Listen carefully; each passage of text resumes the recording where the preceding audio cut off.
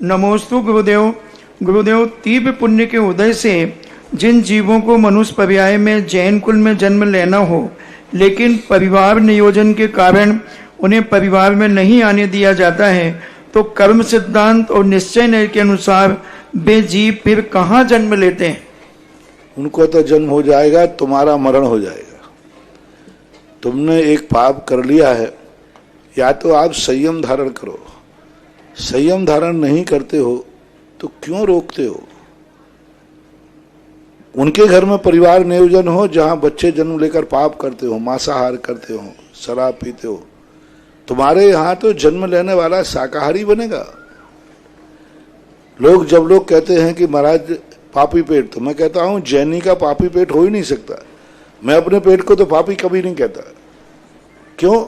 मेरे पेट में कोई पाप वस्तु गई नहीं, मैं पापी कैसे कह दूं?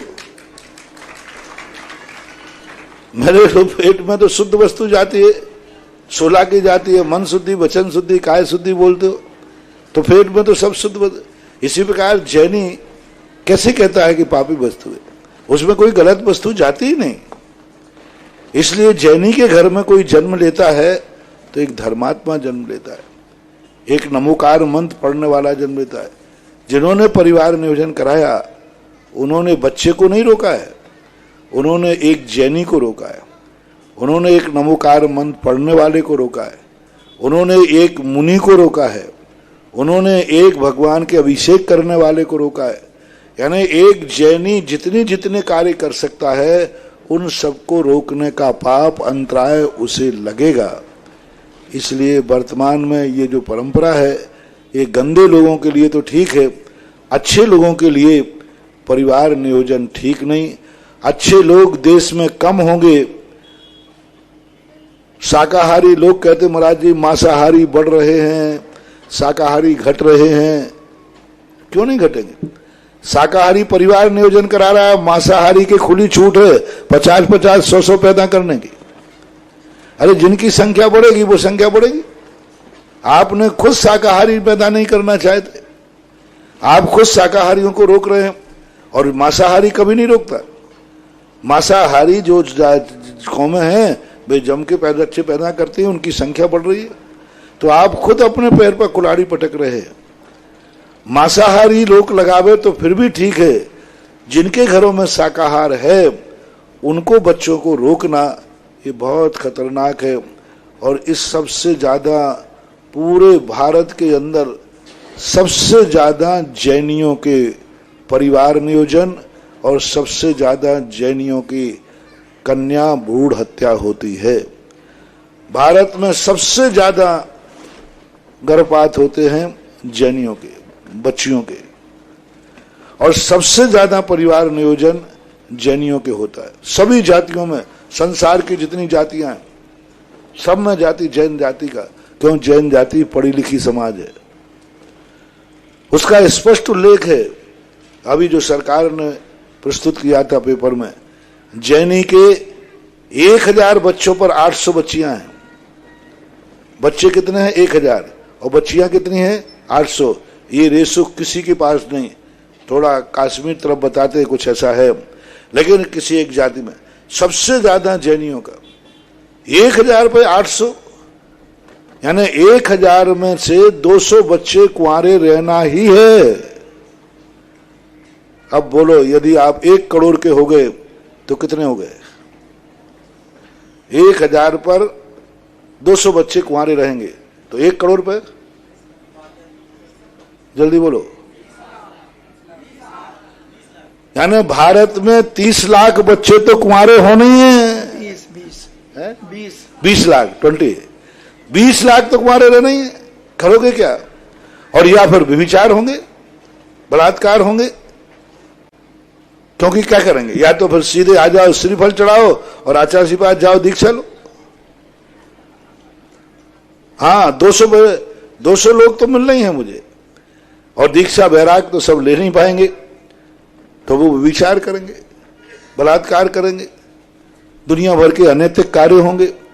आज कितने अनैतिक कार्य हो रहे, घरों घरों में, रिश्तेदारों में, भाई बहन में। आजकल तो संबंध कुछ रहे ही नहीं, करें क्या वो? अब 200 बच्चे कहीं ना कहीं अपना दिमाग खराब होगा तो करेंगे कि नहीं? ये 200 बच्चे वो सांड हैं जिन सांडों को तुम कहां तक बांधोगे, क्या करोगे, कैसे रोकोगे पाप? बहुत बड़ी चिंता का विषय है। बहुत बड़े देश में ये परिवार नियोजन, वैज्ञानिक जितने भी आविष्कार हुए पहले तो बहुत अच्छे लगते हैं और बाद में मोबाइल बहुत अच्छा लगता था। अब डॉक्टर कहने लगे मोबाइल को सावधान, ज्यादा मत सुनो, जेब में मत रखो। अब दुनिया भर की अब ये एक फैशन चली है मोबाइल को हाथ में पकड़ने की, और महिलाओं का तो ऐसा शौक है, भगवान ही मालिक है। हाथ में ये पैरालिसिस की तैयारी, 25 साल के बाद इनके हाथ का पैरालिसिस, क्योंकि पूरे दिन भर कोई भी व्यक्ति है कितने घंटे हाथ में माइक रहता है, यहाँ की नसें जो माइक है उंगलियों को रोकेंगी, ऐसा पकड़े रहते, तो नियम से हाथ का पैरालिसिस होगा, उंगलियों को पैरालिसिस होगा। 25 साल और देख लेना, इस मोबाइल के बाद 25 साल बाद सबके हाथों की उंगलियों में पैरालिसिस होना है, क्योंकि ब्लड सर्कुलेशन रुक रहा है, आप मोबाइल को यूं पकड़े हुए हैं। और फैशन है, जेब में नहीं रखेंगे साहब, अरे स्टैंडर्ड मेंटेन है, हाँ हाथ में लेकर घूमेंगे।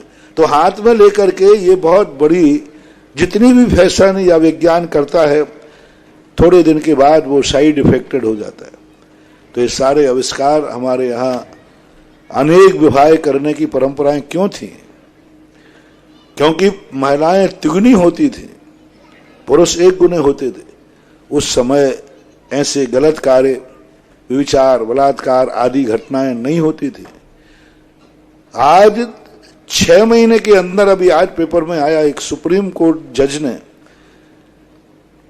कोर्ट के लिए एक जन याचिका दायर की कि 6 महीने के अंदर भारत में 24,000 नाबालिग बलात्कार हुए बच्चियों से। कितने में? 6 महीने। 6 महीने में कितने? 24,000। 24,000। किनके बलात्कार? वो बड़े लोगों के नहीं, जो नाबालिग बच्चियां हैं, छोटी छोटी बच्चियां हैं, अनमेरिड बच्चियां, अनमेरिड क्या, अभी बालिग ही नहीं है, यानी 15-18 साल से नीची बच्चियों के साथ 6 महीने में 24,000 बलात्कार। क्या करोगे? कोर्ट करके क्या करोगे? लोग क्या करें? क्या जब उनका बैलेंस बिगड़ रहा है तो वो तो सही में है नहीं। आप फांसी चढ़ा दो तो चढ़ा दो, जेल में डाल दो तो डाल दो, नहीं रुकने वाला है। जब तक आपका स्त्री और पुरुष का बैलेंस नहीं बनेगा तब तक ये अनेक प्रकार के रेप, बलात्कार रुकने वाले नहीं हैं। इसलिए इनको रोकना है तो परिवार नियोजन खत्म करो। मेरा तो आज ही सुप्रीम कोर्ट के उस मजिस्ट्रेट ने जिसने जनहित याचिका दायर की है, उससे मेरा कहना है सुप्रीम कोर्ट ये निर्णय दे दे, परिवार नियोजन फ्री कर दे, तो ये सारे बलात्कार रुक जाएंगे, अपने आप रुक जाएंगे। और किन्होंने किए? सबसे बड़ी बात देखो, 35-40 साल से ऊपर वाले लोगों ने किए। नाबालिग का नाबालिग ने नहीं किया। बच्ची भी नाबालिग हो, बच्चा नाबालिग, वो नहीं, बच्चे नाबालिग है और पुरुष क्या है 35 और 40 साल के, उस उम्र में जाकर के हुए। तो ये सारे डेंजरस केस हम जब तक विवेक से नहीं सोचेंगे, हमारे शास्त्रों में इसका बहुत अच्छा वर्णन था कि या तो संयम धारण करो, और संयम धारण नहीं किया है तो फिर जनरेशन को रोकने का तुम्हें कोई अधिकार नहीं है।